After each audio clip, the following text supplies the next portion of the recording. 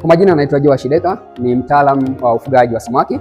Niko hapa nikuelezee na nikuonyeshe namna ambavyo tunazalisha vifaranga bora kabisa katika mifumo yetu. Huu ni mfumo wetu bora wa kisasa ambao tunatumia katika uzalishaji wa vifaranga bora kwa hali ya juu. Hapa ni mfumo ambao unafanya kazi.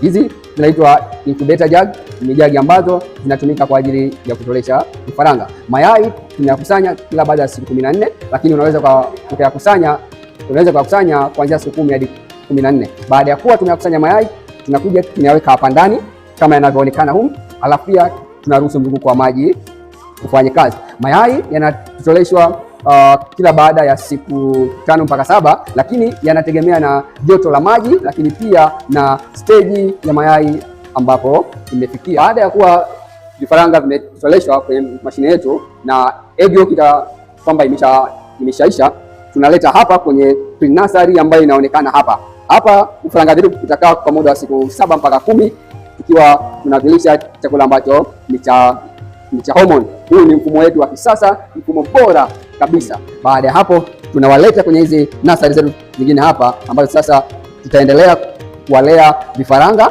na huku tukiendelea kuwalisha chakula chetu cha hormone mpaka kwa muda wa siku 30, ambapo tutapata matokeo mazuri baada ya kuwa tumetumia hizo hormone.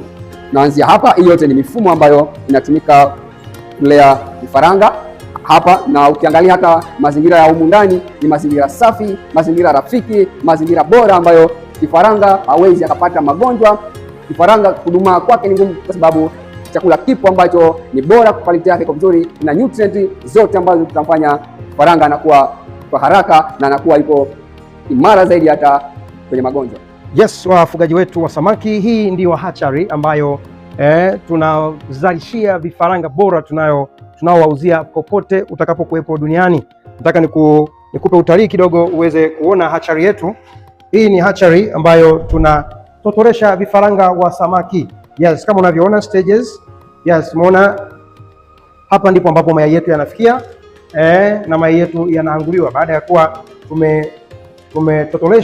tumezalisha mayai ya samaki. Basi huo mchakato ukishakamilika, mchakato huo unakuja kwenye system hii ya kutotoresha mayai. Unaona najaribu kuonyesha mifumo yetu ilipokuwa safi, smart na weledi. Kwa hiyo huwezi ukapata vifaranga vyenye makamasi vyenye mapungufu. Unaweza ukaona mfumo ambao uko so well smart. Lakini pia ukihitaji kufungiwa mifumo ya namna hii, wewe tupigie simu kwa namba unazoziona hapo. Najaribu kukupitisha maeneo ya muhimu.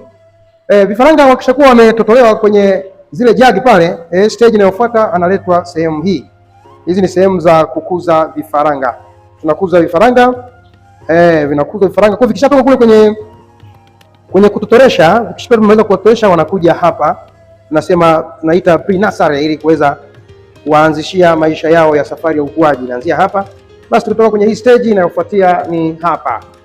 Sasa wakija kwenye hii stage hapa ndio stage ambayo vifaranga wanakuwa tunawakuza wafikie katika hali ya kwamba tunaweza tukawauza kwa nini wateja wetu wazuri, au sisi wenyewe tukawakuza kwenye mabwawa yetu. Kwa hiyo hii ndio hatchery yetu. Hii ndio hatchery yetu ambayo ipo hapa Nzuguni, Dodoma. Tunazalisha vifaranga wazuri sana and smart. Sasa kama unataka vifaranga bora na wazuri, basi hakikisha umetupigia simu kwa namba unazoziona hapo kwenye screen yetu ili uweze kuhudumiwa. Unaweza ukaona pia tunao professionals, wataalamu kabisa wa masuala ya ufugaji wa samaki, wataalamu wa aquaculture wapo hapa kuhakikisha hakuna kitu kinaharibika. Hii ni hatchery ambayo tunatumia kutotoresha vifaranga wa samaki. Sasa farms tunasema pesa ipo shambani.